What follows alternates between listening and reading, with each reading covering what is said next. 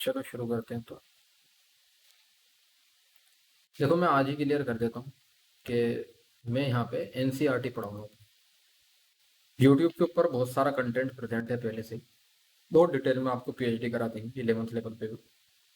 लेकिन मैं एनसीईआरटी जब आप पढ़ो वो एक्सप्लेन करूंगा बिल्कुल इजीली। ठीक है। आप देखोगे बिल्कुल एनसीईआरटी की लाइन ले रखेंगे, मतलब हमको समझाने के लिए एक्सप्लेन करने की कोशिश करें। अगर आपको बहुत ज़्यादा डिटेल पढ़नी है तो आप यूट्यूब पे बहुत सारे चैनल पढ़े होंगे, उन पे जाके देख सकते हैं। अब बात है, जो चैप्टर है, ये चैप्टर सेकंड, बायोलॉजिकल क्लासिफिकेशन। ठीक है। इरेजर। ठीक है। Chapter second, biological classification. जब आप एनसीईआरटी पढ़ोगे उसकी पहली लाइन जो है क्या बोलती है? Since the dawn of civilization, जब से इंसानियत मतलब हमारे अंदर समझ पैदा हुई, ठीक है, ह्यूमन सिविलाइजेशन होना शुरू हुआ, तब से ह्यूमन बीइंग क्या कर रहा है? हर ऑर्गेनिज्म का क्लासिफिकेशन करता हुआ आ रहा है। अब पहले क्लासिफिकेशन क्या होता था कि भाई ऑर्गेनिज्म को कैसे क्लासिफाई करा जाता था कि कौन खाने के लिए यूज हो रहा है, कौन शेल्टर के लिए यूज हो रहा है, किस किस को हम क्लोथिंग के लिए यूज कर रहे हैं। तो फर्स्ट क्राइटेरिया था ना क्लासिफिकेशन का, वो यूजेस के बेसिस पे था। ठीक है। First criteria for classification is on the basis of oven use of organism, अपने यूज के बेसिस पे। क्लासिफिकेशन किसमें करा? फूड, शेल्टर, क्लोथिंग, इसमें क्लासिफिकेशन पहला कर दिया गया था। प्रैक्टिकल क्लासिफिकेशन भी बोल के नाम से आप देखोगे इसका। लेकिन ये साइंटिफिक बेसिस नहीं था क्लासिफिकेशन का, भाई खाने के बेसिस पे ऑर्गेनिज्म को क्लासिफाई कर रहा होगा, पेन कपड़े के बेसिस पे ऑर्गेनिज्म को क्लासिफाई कर रहा हो, तो ये साइंटिफिक बेसिस नहीं है। तो फर्स्ट साइंटिफिक बेसिस जो दिया वो दिया आपका जो थे एरिस्टोटल चचा। उन्होंने भाई फर्स्ट साइंटिफिक क्लासिफिकेशन दिया। अच्छा, ये साइंटिफिक कैसे था? इन्होंने पहली बार क्या करा था? प्लांट को ट्रीज, शब्स, हर्ब्स, इसके अंदर क्लासिफाई करा था। और एनिमल को कैसे क्लासिफाई करा था कि भाई जिसके पास रेड ब्लड है और जिसके पास रेड ब्लड नहीं है। तो रेड ब्लड वालों को अलग क्लासिफाई कर दिया और रेड ब्लड वो जिसके पास रेड ब्लड नहीं उनको अलग क्लासिफिकेशन कर दी। तो आपको खुद भी लग रहा होगा, हाँ थोड़ा बहुत ये साइंटिफिक बेसिस बोला जा सकता है। ठीक है। तो याद रखना, first scientific basis of classification given by Aristotle. इन्होंने क्या करा था? सिंपल मार्फोलॉजिकल करेक्टर लिए थे। मार्फोलॉजी यानी कि एक्सटर्नल अपीयरेंस करेक्टर लिए थे। ठीक है। और क्लास प्लांट को क्लासिफाई कर दिया था किसमें? ट्रीज, शर्ब्स एंड हर्ब्स में। और एनिमल को क्लासिफाई कर दिया था किसमें? जिसके पास रेड ब्लड है, जिसके पास रेड ब्लड नहीं है। ठीक। अब भाई समय बीता, समझ बढ़ी, तो एक साइंटिस्ट है, इनका नाम था केरोलस लीनियस। केरोलस लीनियस भाई साहब ने क्या करा? इन्होंने टू किंगडम क्लासिफिकेशन दिया। केरोलस लीनियस ने टू किंगडम क्लासिफिकेशन दिया। अब इन्होंने, इनका जो बेसिस था ना वो था ग्रोस मार्फोलॉजिकल करेक्टर, यानी कि होल मार्फोलॉजिकल करेक्टर ही इन्होंने लिए थे। ग्रोस मार्फोलॉजिकल करेक्टर, ग्रोस बोले तो कंप्लीटली मार्फोलॉजिकल करेक्टर के बेसिस पे था इनका। तो इन्होंने क्या करा भाई? इनकी क्लासिफिकेशन के अंदर गलती क्या आ रही थी? ये डिस्टिंग्विश नहीं कर पा रहे थे, मतलब डिफ्रेंशिएट नहीं कर पा रहे थे यूकेरियोट और प्रोकैरियोट में, यूनिसेलुलर मल्टीसेलुलर में, फोटोसिंथेटिक ग्रीन अलगा और नॉन फोटोसिंथेटिक फंजाई के अंदर। अच्छा, ये जो था क्लासिफिकेशन ये इनएडिक्वेट था। एनसीईआरटी में वर्ड देखोगे इनएडिक्वेट। इनएडिक्वेट बोले तो इनकम्प्लीट। अब देखो, बताते हैं कि सेल वॉल, जिसके अंदर सेल वॉल होती है उसको इन्होंने अलग किंगडम में रख दिया, और जिसके पास सेल वॉल नहीं होती उसको अलग किंगडम में रख दिया। ठीक है। तो जब इनका क्लासिफिकेशन देखा गया कि भाई ऐसा क्या था, उनका बेसिस क्या था। देखो एनसीईआरटी में बेसिस तो दे रखा है on the basis of gross morphological character, लेकिन बाद में जब स्टडी हुई देखा कि इनका जो क्लासिफिकेशन था ना वो इसी बेसिस पे हुआ हुआ था कि जिसके पास सेल वॉल है उसको प्लांट में डाल दो, जिसके पास सेल वॉल नहीं है उसको एनिमल में डाल दो। अब तुम सोचो, सेल वॉल तो फंजाई के पास भी होती है, सेल वॉल तो अलगे के पास भी होती है, सेल वॉल तो मोनेरा के पास भी होती है, यानी कि बैक्टीरिया के पास भी होती है।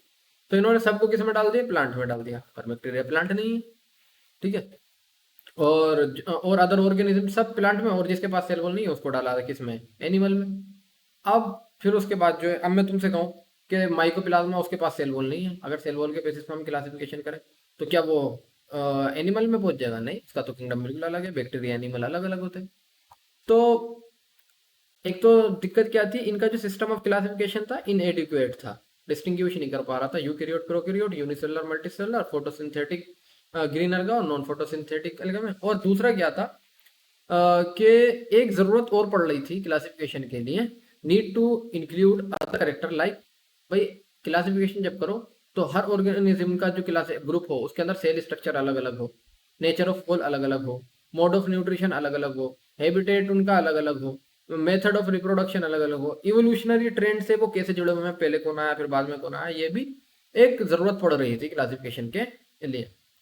अब ये भी इन्होंने नहीं लिया, और क्या बोलते हैं यूनिसेलुलर मल्टीसेलुलर के अंदर भी ये डिफरेंशिएट नहीं कर पा रहा है, तो इनका जो क्लासिफिकेशन था वो इनएडिक्वेट यानी कि इनकम्प्लीट इनसफिशिएंट मिला। तो काफी लंबे समय तक तो एक्सेप्ट करा गया, लेकिन फिर उसके बाद इसको रिजेक्ट कर दिया।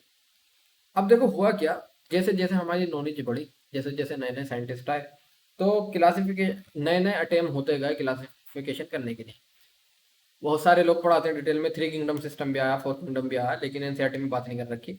लेकिन हाँ इतनी बात बोल रखी है कि जितने भी क्लासिफिकेशन हुए, जैसे जैसे ऑर्गेनिज्म का क्लासिफिकेशन करा गया, तो जो ऑर्गेनिज्म किंगडम प्लांटे में थे, ठीक है, और जो ऑर्गेनिज्म किंगडम एनिमेलिया में थे, अब सेल वॉल के स्ट्रक्चर पे क्लासिफिकेशन हुआ या नेचर ऑफ क्या बोलते हैं मोड ऑफ न्यूट्रिशन के बेसिस पे क्लासिफिकेशन हुआ, तो प्लांट में से एनिमल में से निकाल निकाल के ऑर्गेनिज्म को अलग किंगडम बनाते गए, ठीक है, जैसे जैसे साइंटिस्ट की नॉलेज बढ़ती गई। लेकिन एक चीज, जब थ्री किंगडम आया तो प्लांट तो रहा, एनिमल भी रहा, फिर एक नया आ गया, क्या आ गया, मोनेरा आ गया। फिर उसके बाद फोर किंगडम आया तो प्लांट रहा, एनिमेलिया रहा, मोनेरा रहा, एक और आ गया प्रोटिस्टा आ गया। फिर फाइव किंगडम आया, प्लांट रहा, एनिमेलिया रहा, मोनेरा रहा, फंजाई रहा, वो सॉरी प्रोटिस्टा रहा, फिर उसके बाद फाइव जो आ गया वो फंजाई आ गया। तो आपने देखा होगा इतने सारे क्लासिफिकेशन के अंदर किंगडम प्लांटी और किंगडम एनिमेलिया तो कांस्टेंट रहा, ठीक है, लेकिन इसके अंदर नंबर ऑफ ऑर्गेनिज्म वो कम होते गए। भाई पहले बहुत ज्यादा थे टू किंगडम में, सभी इसके अंदर भरे हुए थे। अब उसमें से जब नए नए किंगडम आए तो इसमें से ऑर्गेनिज्म को हटाया और अलग रख दिया, तो अब नंबर जो है ऑर्गेनिज्म के वो कम हो गए, ठीक है, नंबर ऑफ स्पीशीज कम हो गए। लेकिन ये जो किंगडम जो रहा, किंगडम प्लांटिंग किंगडम एनिमेलिया, ये कांस्टेंट रहा। तो वही लाइन बोली है, various changes occur over the time but plant and animal kingdom have constant under all different system. जैसे वेरियस चेंजेस होते गए, निकालते गए ऑर्गेनिज्म को अलग अलग बेसिस पर अलग अलग रखते गए, लेकिन किंगडम एनिमल किंगडम प्लांट ही कांस्टेंट है, ठीक है। अब फिर उसके बाद जो है एनसीईआरटी में सीधी बात कर रखी है फाइव किंगडम क्लासिफिकेशन, ठीक है। ये जो फाइव किंगडम क्लासिफिकेशन था ना, ये आपका था ये दिया था आर एच विटाकर ने 1969 के अंदर, ठीक है। फाइव किंगडम क्लासिफिकेशन किसने दिया, आर एच विटाकर ने 1969 के अंदर। इनका जो मेन क्राइटेरिया था वो ये था कि इन्होंने सेल स्ट्रक्चर के बेसिस पे क्लासिफिकेशन करा था। क्या देखा था कि भाई सेल टाइप कैसा है, प्रोकैरियोट है कि यूकैरियोट है, सेल वॉल कैसी है, जैसा हम देखते हैं कि बैक्टीरिया की सेल वॉल क्या होती है, non cellulosic polysaccharide plus amino acid, plant की सेलुलोजिक होती है, ठीक है। न्यूक्लियर मेम्ब्रेन कैसी है, बॉडी ऑर्गेनाइजेशन कैसा है, बॉडी ऑर्गेनाइजेशन बोले तो सेलुलर है कि टिश्यू है कि ऑर्गन लेवल है कि ऑर्गन सिस्टम लेवल है। और क्लासिफिकेशन इन्होंने क्या यूज करा था कि भाई मोड ऑफ न्यूट्रिशन कैसा है, ठीक है, कि भाई ऑटोट्रोफिक है कि हेटेरोट्रोफिक है, रिप्रोडक्शन कैसा है, ठीक है, और फाइलोजेनेटिक रिलेशनशिप भी इन्होंने यूज करा था। फाइलोजेनेटिक रिलेशनशिप अगर मैं बोलूँ तो क्या, इवोल्यूशनरी ट्रेंड, इवोल्यूशनरी रिलेशनशिप भी इन्होंने देखा था।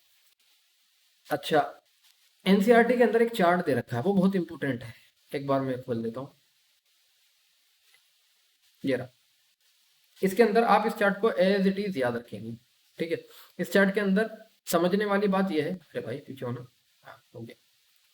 समझने वाली बात यह है कि आपको पता होना चाहिए, देखो मोटी मोटी सी बातें समझ में आएंगी। सेल टाइप, करेक्टर क्या, सेल टाइप देख, ठीक है। सेल टाइप दो टाइप के होते हैं सेल, एक प्रोकैरियोट एक यूकैरियोट। सिर्फ किंगडम मोनेरा प्रोकैरियोट है, बाकी सेल सब यूकैरियोट है। सेल वॉल की बात करूं मैं, तो सेल वॉल किंगडम मोनेरा के अंदर नॉन सेलुलोजिक होती है, पॉलीसेकेराइड प्लस एमिनो एसिड की बनी हुई होती है। अच्छा, प्रोटिस्टा के अंदर कुछ के अंदर सेल वॉल प्रेजेंट होती है, कुछ के अंदर सेल वॉल नहीं होती। जब किंगडम पढ़ेंगे तो डिटेल में देखेंगे किसके अंदर होती है किसके अंदर नहीं होती। फंजाई के अंदर जो है सेल वॉल काइटिन की बनी हुई होती है, लेकिन प्लांटी के अंदर जो सेल वॉल होती है वो सेलुलोज की बनी हुई होती है।